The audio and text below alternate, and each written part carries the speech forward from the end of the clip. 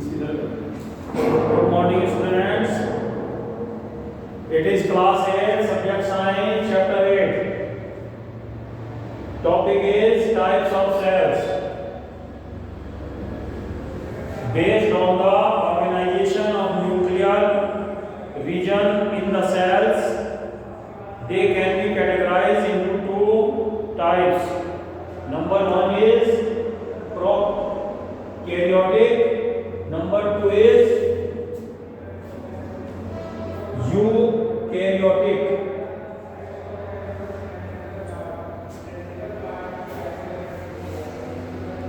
Number one, prokaryotic. Pro means primitive, karyon means nucleus, in which nucleus membrane is not well organized.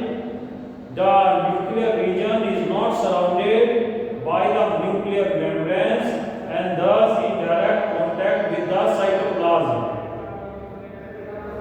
जिसमें nuclear membranes नहीं होती, nuclear region directly cytoplasm के संपर्क में होता है.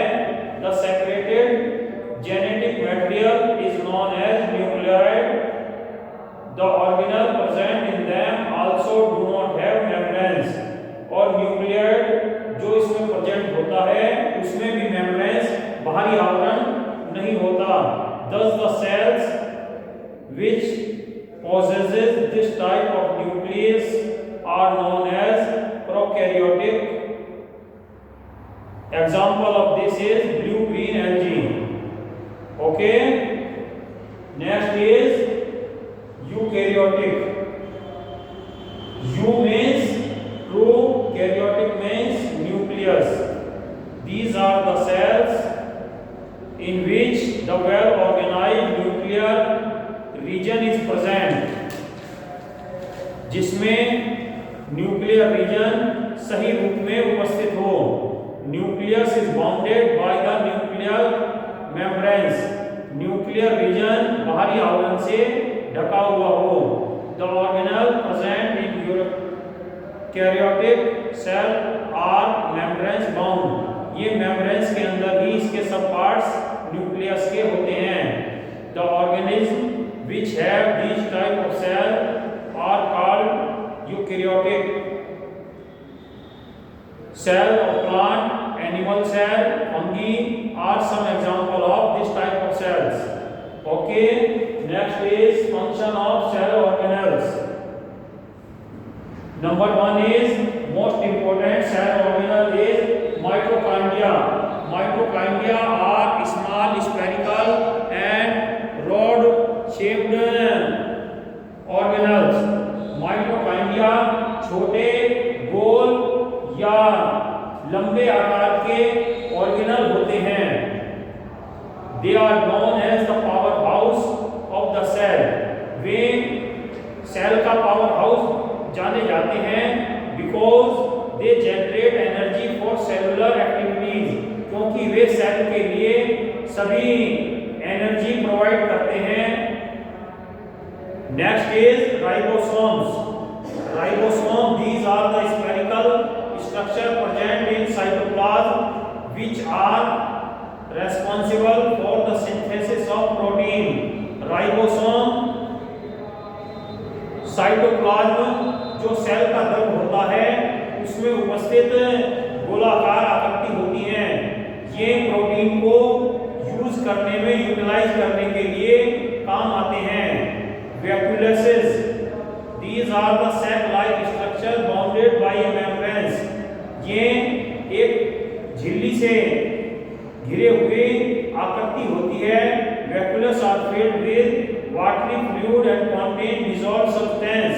इसमें पानी जैसा द्रव और अन्य पदार्थ होते हैं. Vacuoles are very large in plant cell as compared to animal cell. Animal cell की अपेक्षा प्लांट सेल के वैक्यूलस बड़े होते हैं. In plant cell the vacuoles occupy central position and are responsible for 50 to 90% of cell volume. Plant cell में vacuoles की central position होती है और वे 50% से लेकर 90% तक सेल के स्थान को घेरे रखते हैं। Amoeba also contain vacuoles which contain food particle and are known as food vacuolus। Amoeba में भी वैक्यूलस होता है जिसमें कि फूड पार्टिकल भोजन इकट्ठा रहता है और उसे फूड वैक्यूलस कहा जाता है। Next is plastids. Plant cell contain special organelle that have pigment of different color। Plant cell में स्पेशल चीज होती है जिसको कि रंग जिसके कारण उपस्थित होता है। These are called plasticide। इसे प्लास्टिसाइड कहते हैं। They are the largest organelle in the plant cell। ये प्लांट सेल में सबसे बड़े अंग हैं। Based on their color, plasticide are of three type। ये तीन तरह के होते हैं अपने रंगों के अनुसार। Chloroplast, chromoplast and leucoplast. Number 1 chloroplast. Chloroplast are the green coloured plastids. ये हरे रंग के होते हैं। The green colour is due to the presence of chlorophyll. ये क्लोरोफिल के कारण होते हैं। That is used for the photosynthesis, for the manufacture of food for the plant, जिसके कारण कि पत्ते पौधे का भोजन बनाने में सफल होते हैं। क्लोरोमोप्लास्ट आर येलो, रेड और ऑरेंज इन कलर। क्लोरोमोप्लास्ट पीले, लाल या नारंगी रंग के होते हैं। They provide colour to flowers, fruits and vegetable. ये फलों, फूलों और सब्जियों को अलग अलग रंग देते हैं। Leucoplast, they are colourless plastids which store food for plants such as potato। ये ल्यूकोप्लास्ट रंगहीन होते हैं। ये पौधों में भोजन इकट्ठा करते हैं जैसे आलू में। Next is comparison of plant and animal cell. Plant cell और एनिमल सेल में क्या कंपैरिजन है, क्या समानताएं हैं और क्या विभिन्नताएं हैं। We have studied about the basic structure of typical cell। हम सेल की रचना को जान चुके हैं। Now we will also know some structure। For example, the mitochondria provide energy and nucleus contains all the activity of a cell। उदाहरण के लिए mitochondria ऊर्जा प्रदान करता है और न्यूक्लियस सभी गतिविधियों को देखता है। However, the cell in animal and plant show some difference too। लेकिन एनिमल सेल और प्लांट सेल में कुछ विभिन्नताएं भी हैं। Number 1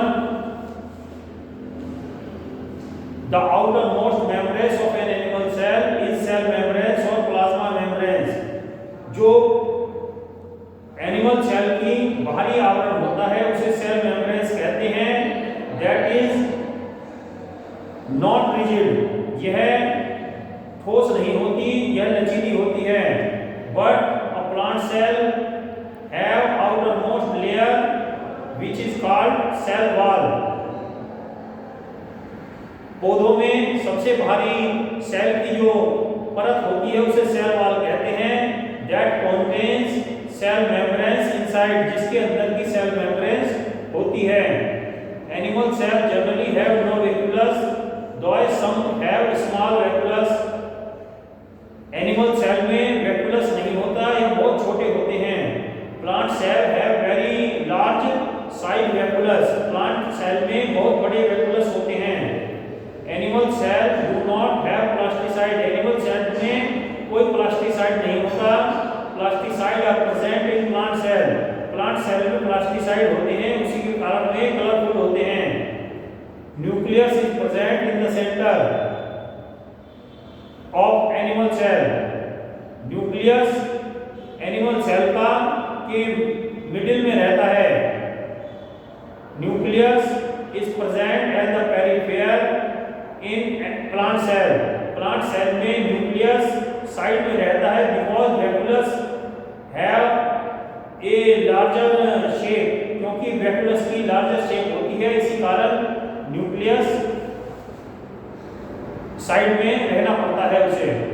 okay student, that is the 8th chapter. We have done work and complete your work and come to school for checking. Okay, thank you, have a nice day.